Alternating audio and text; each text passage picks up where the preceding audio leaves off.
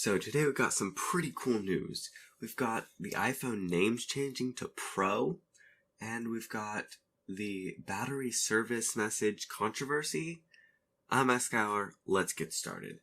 So let's start with these two new reports talking about the iPhone's name being changed from Pro, or one of them being called Pro, or two of them being called Pro. So the first leak is this by a reliable Twitter leaker that says Pro for iPhone. Crazy naming schemes over the past few years. So what are we to take from this? Well, the first thing I thought of was this meaning that our iPhones 11 will be from the XR, XS, and XS Max to the iPhone 11 Air, 11, and 11 Pro, respectively. So that kind of makes sense to me. That would be like similar to the Mac lineup. Kind of makes sense, and then, that makes a little bit of sense right there. But that's not the way that other people took it. In fact, we've seen a second thing that came from a case maker describing these iPhones differently. So this right here shows us the names that a case maker, I don't have the name of that here, but a case maker's guess of the names, which could be based on evidence, could be based on this leak, guess could be really based on anything. But they call it 11 Pro and 11 Pro Max. So that means they're naming the XR, they're calling that one the 11, XS, the 11 Pro, XS Max, 11 Pro Max. That's a little bit of a mouthful there. 11 Pro Max. That's quite a lot to say there. 11 Pro Max. I don't know if that would actually happen, especially since this year Apple's probably going to finalize their decisions on naming schemes, as we've seen some differences in the naming schemes over the past few years. We don't really know what we'll end up seeing this year, but I do believe that what we see this year will be like their final, or at least for the next 10 years, iPhone naming decision. So that's why I think it's important. And if they go with Pro and then something after that, like Pro Max, I don't know how well that would end up working. Although that is what we've seen news sources confirm that, say they agree with that. So, I don't know, maybe I just don't really know anything, and sure, they'll name it Pro Max.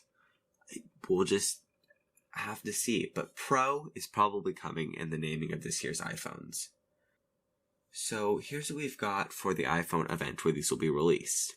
A date. We have confirmation in iOS 13 that September 10th will be the date that they come out. So September 10th is the iPhone and the Apple Watch event. That is the date that I've had marked for a few months now, date that makes sense. So September 10th iPhone event, which is surprisingly soon. That's less than a month away, which is really crazy. Now, here's our other big story today. That's the battery service message. So it's this message right here which shows up in battery health if anyone other than an Apple authorized repair replace your battery.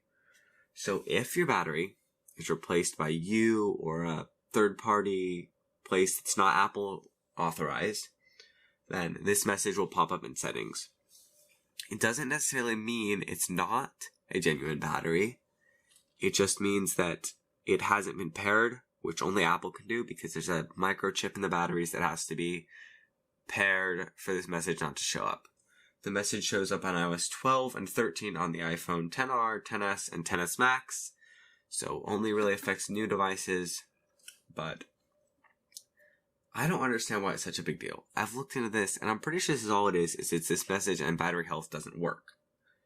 Now, this 100% makes sense to me if it's not an official Apple battery, because then, it possibly can't connect to the battery, or it might not have the microcontroller that allows for the iPhone talking well with the battery, and that allows for this battery health. So that seems fine to me. And I think where a lot of people are taking issues, where if you replace your own battery or go down to your local store and have them replace your battery, then it gives this message. But it's just a message.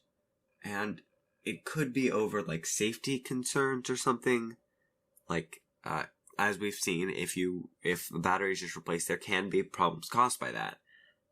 And where I'm getting a lot of this from is a 9 to 5 Mac podcast, Stack Trace. Most recent episode, they talked about this, and they gave a great explanation of this, and it totally made sense to me with the safety concerns behind it. It all fits into Apple's ecosystem with the devices easy, like, to use. You just have Apple do it, and it works on your device with the battery health. It all integrates properly. So, I don't know. I guess this could be an issue, but to me, this seems minute. It's a message in settings, not the biggest deal ever. So, some new universities are now supported for the student IDs in the Apple Wallet. So we've got 12 new schools, which is pretty awesome to see this expanding. You can see those 12 new schools scrolling at the bottom, hopefully scrolling at the bottom of your screen right now. And this is pretty cool to have this expanded, maybe seeing this eventually throughout hundreds of US schools, which would be awesome to see. To clarify, universities, these student IDs allow you to buy your food and enter your dorm. It's integrated with the Wallet app, and on the new phones works for a little while after your phone's dead.